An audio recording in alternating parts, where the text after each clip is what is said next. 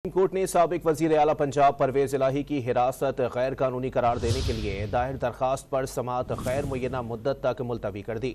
दौरान समाअत वकील लतीफ खोसा ने आगाह किया कि लाहौर हाई कोर्ट ने मुकदमात की तफसील देने तक परवेज इलाही को किसी केस में गिरफ्तार न करने का हुक्म दिया था।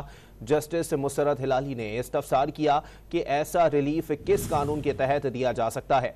जस्टिस सरदार तारिक ने इस्तफसार किया कि हम किसी को ऐसा रिलीफ दें वो जुर्म करता फिरे तो पुलिस कुछ ना करे। आपको बताएं कि सुप्रीम कोर्ट ने साबिक वजीर आला पंजाब परवेज इलाही की हिरासत गैर कानूनी करार देने के लिए दायर दरखास्त पर समाअत गैर मुय्यना मुद्दत तक मुलतवी कर दी है।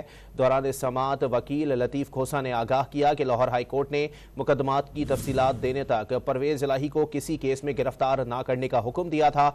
जस्टिस मुसर्रत हिलाली ने इस्तफसार किया कि ऐसा रिलीफ किस कानून के तहत दिया जा सकता है।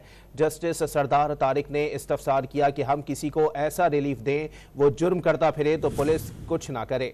सुप्रीम कोर्ट के हवाले से आपको बताएं कि साबिक वजीर आला पंजाब परवेज इलाही की हिरासत गैर कानूनी करार देने के लिए दायर दरखास्त पर समाअत गैर मुय्यना मुद्दत तक मुलतवी कर दी गई।